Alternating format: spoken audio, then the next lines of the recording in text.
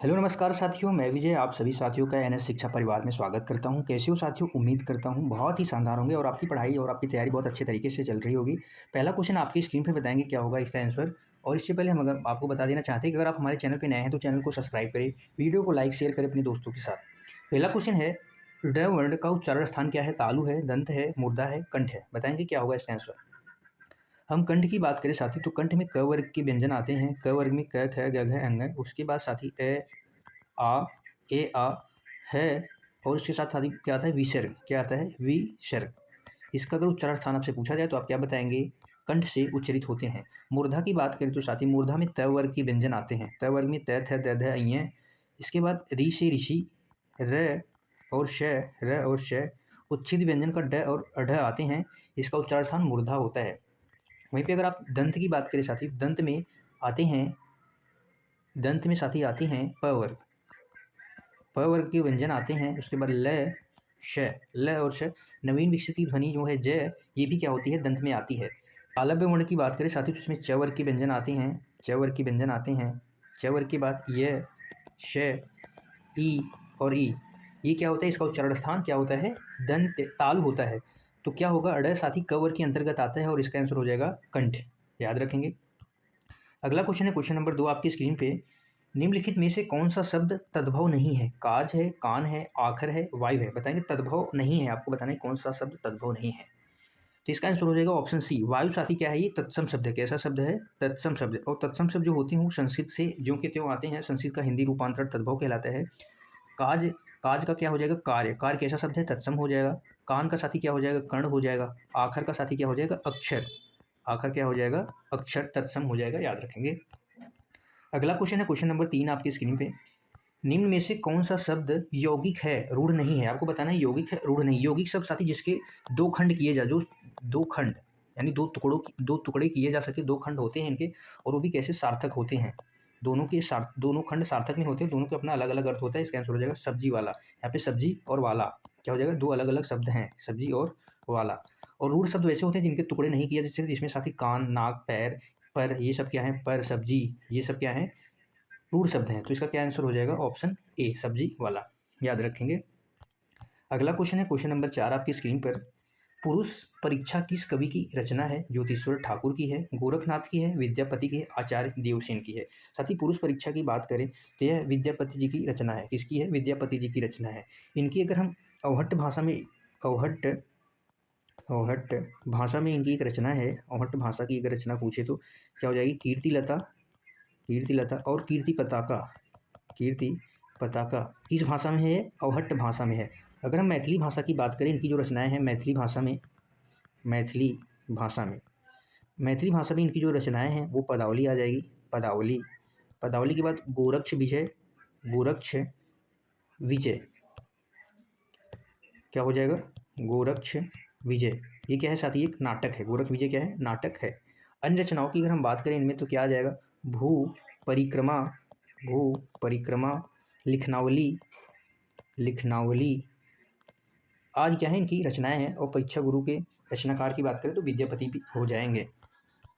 अगला क्वेश्चन है question number 5 आपकी स्क्रीन पर। हिंदी साहित्य के आदिकाल का अभिनव जयदेव किसे कहा जाता है? चंद्रवरदई को कहा जाता है, पुष्प दंत को कहा जाता है। पुष्प दंत होगा साथी, ये पुष्प दंत, पुष्प दंत को कहा जाता है। विद्यापति को कहा जाता है, जगनी को कहा जाता है। इसके आंसर की बात करें तो इसका आंसर हो जाएगा ऑप्शन विद्यापति जी को कहा जाता है। अगर इनके अन्य नाम की बात करें, अन्य नाम, इन्हें कवि शेखर, कवि शेखर भी कहा जाता है। कवि शेखर कहा जाता है। मैथिल कोकिल भी कहा जाता है। मैथिल कोकिल, मैथिल कोकिल, मैथिल कोकिल, पंचानन भी कहते हैं। अन्य नाम है इनके पंचानन, पंचानन, नवकवि शेखर, नवकवि शेखर, कवि शेखर, कवि कंठहार आदि नामों से जानते हैं। याद रखेंगे। और इनकी जो रचनाएं हैं अवहट्ट भाषा में कीर्तिलता और कीर्ति पताका। मैथिली भाषा की रचनाओं की बात करें पदावली, गोरख विजय जो कि नाटक है। याद रखेंगे। अगला क्वेश्चन है क्वेश्चन नंबर 6। कृष्ण की तावली किसकी रचना है? मीराबाई जी की, रसखान जी की, सूरदास जी की, गोस्वामी तुलसीदास जी की। बताएंगे किसकी रचना है? ये है तुलसीदास जी की रचना है। किसकी है? तुलसीदास जी की, गोस्वामी तुलसीदास जी की रचना है। इनके कुछ अन्य रचना जो ब्रज भाषा में रची गई हैं, ब्रज भाषा में जो उनकी रचनाएं हैं ब्रज भाषा में, तो ब्रज भाषा में वैराग्य, वैराग्य, संदीपनी, वैराग्य, संदीपनी, कृष्ण गीतावली, ये भी किस भाषा में है? ये भी ब्रज भाषा में है। ये भी किस भाषा इसकी क्या है? ब्रज भाषा है। एक गीतावली है, गीतावली, विनय पत्रिका, विनय पत्रिका, दोहावली, ये क्या है? इनकी रचनाएं हैं और जो ब्रज भाषा में है। अवधी भाषा की अगर साथ ही हम बात करें, इनकी अवधी भाषा में जो रचनाएं हैं वो स्वामी तुलसीदास जी की। तो अवधी भाषा में जो महाकाव्य है रामचरितमानस, रामचरितमानस, रामलला नहशु, रामलला नहशु, रामलला नहशु, जानकी मंगल, पार्वती मंगल, जानकी मंगल, पार्वती मंगल, रामाज्ञा प्रश्न, रामाज्ञा प्रश्नावली। रामाज्ञा प्रश्नावली को साथ ही ज्योतिष ग्रंथ भी कहते हैं। क्या कहते हैं? ज्योतिष ग्रंथ। इसे ज्योतिष ग्रंथ भी कहते हैं, याद रखेंगे। अगला क्वेश्चन है, क्वेश्चन नंबर 7 है, बताएंगे प्रभु जी तुम चंदन हम पानी, यह किसकी पंक्ति है? संत दादू दयाल, संत पीपा रैदास, संत पलटूदास। तो ये साथी प्रभु जी तुम चंदन हम पानी, यह प्रसिद्ध पंक्ति जो है रैदास जी की है। किसकी है? रैदास जी की है। अगला क्वेश्चन है, क्वेश्चन नंबर 8, कुंज में संज्ञा का भेद बताना है। कुंज शब्द में संज्ञा का कौन सा भेद है? जातिवाचक संज्ञा है, समूहवाचक है, भाववाचक है, या इनमें से कोई नहीं? जातिवाचक में साथी किसी संपूर्ण जाति का बोध होगा, किसी जाति का बोध होगा, जाति का बोध, जैसे मनुष्य, कुत्ता, बिल्ली, जानवर, ये जानवर की जाति। समूह साथी जो समूह, समुदाय, यानी समूह या समुदाय का बोध कराए, समुदाय का बोध। जहाँ पे समुदाय का बोध हो वहाँ पे जैसे इसमें आ जाएगा कुंज, कुंज आ जाएगा, कक्षा आ जाएगा, सेना आ जाएगा, कुछ कक्षा, सेना, कुंज, कक्षा, सेना, सभा। भाव की बात करें तो जो भाव का बोध कराए, भाव का बोध कराए तो वही क्या होता है? भाववाचक संज्ञाएं होती हैं। तो कुंज साथी जो होता है, ये कुंज है, फूलों के समूह को, वृक्षों या लताओं के समूह को कहते हैं, वृक्षों या लताओं के समूह को कहते हैं। तो इसका हमारा आंसर क्या हो जाएगा? समूहवाचक है। कुंज में कौन सा संज्ञा का भेद है? समूहवाचक संज्ञा है। अगला है क्वेश्चन नंबर 9, सोना चांदी में संज्ञा का कौन सा भेद है? समूहवाचक है, जातिवाचक है, द्रव्यवाचक है, या इनमें से कोई नहीं है? समूहवाचक में समुदाय का बोध हो, समुदाय का बोध हो। जाति में साथी किसी जाति का वर्णन हो, जाति के बारे में, जाति के बारे में, जैसे कुत्ता, बिल्ली, मनुष्य जाति। द्रव्य में साथी किसी तरल पदार्थ का, तरल पदार्थ, या आप कह सकते हैं धातु, तरल पदार्थ, या आप कह सकते हैं धातु को दर्शाता है, धातु को दर्शाता है। आप जैसे कहेंगे इसमें दूध, पानी, तेल, ये क्या हो गए? द्रव्य पदार्थ हो गए, तरल पदार्थ हो गए। वहीं पे धातु की अगर हम बात करें तो इसमें सोना, चांदी, हीरा, सोना, चांदी आदि आ जाएंगे। इसका क्या आंसर हो जाएगा? ऑप्शन सी, सोना चांदी में संज्ञा का कौन सा भेद है? द्रव्यवाचक संज्ञा है।